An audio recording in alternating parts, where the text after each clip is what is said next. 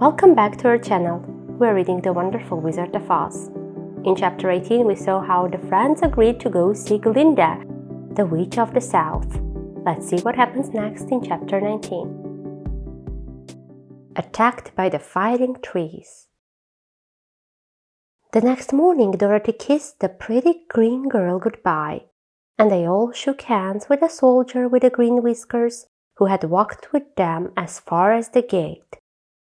When the guardian of the gate saw them again, he wondered greatly that they could leave the beautiful city to get into the new trouble.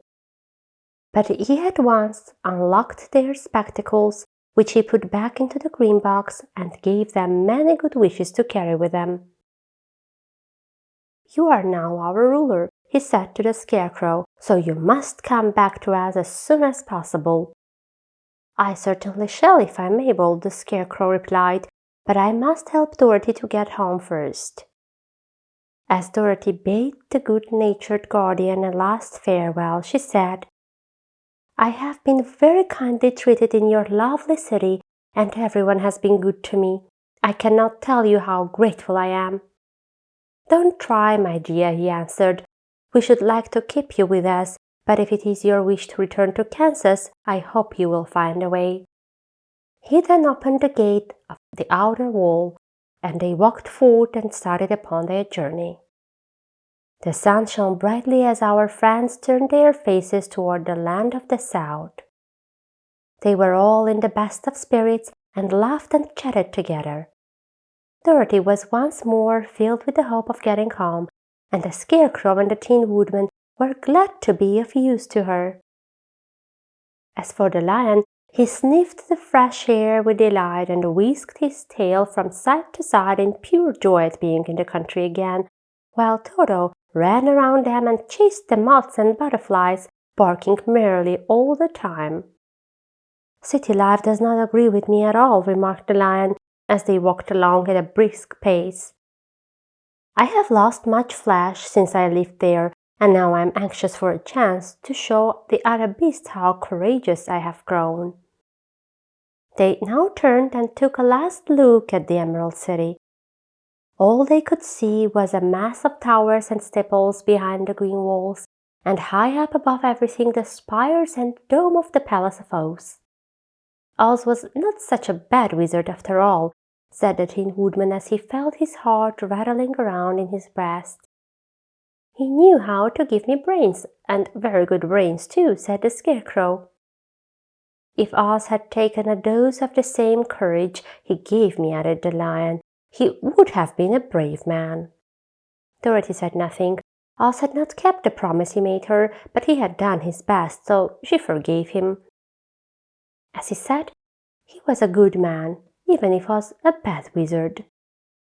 The first day's journey was through the green fields and bright flowers that stretched about the Emerald City on every side.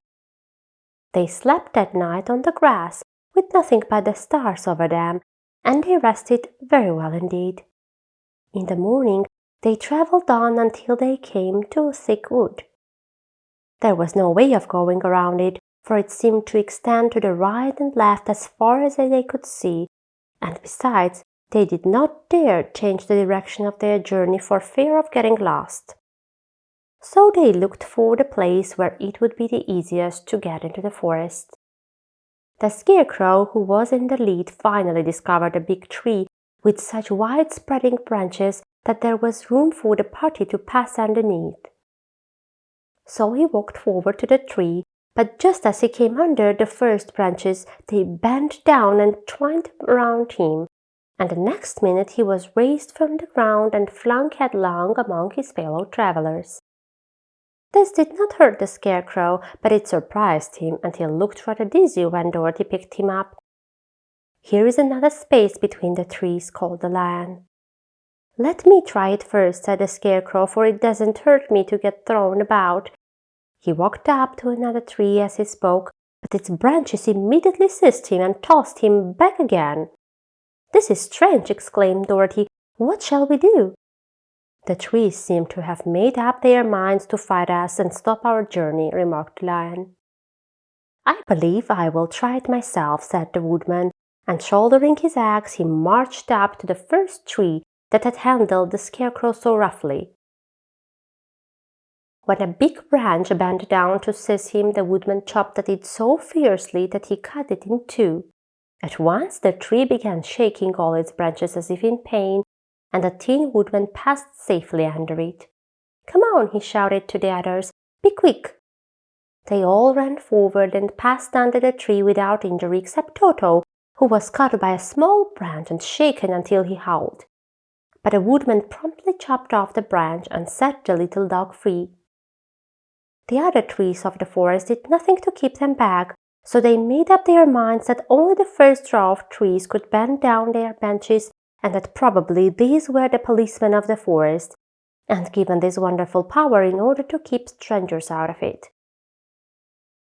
The four travelers walked with ease through the trees until they came to the farther edge of the wood. Then, to their surprise, they found before them a high wall which seemed to be made of white china. It was smooth, like the surface of a dish, and higher than their heads. "What shall we do?" asked Dorothy. "I will make a ladder," said the Tin Woodman, "for we certainly must climb over the wall." This much for today. Stay tuned to our channel to see what happens next. Goodbye.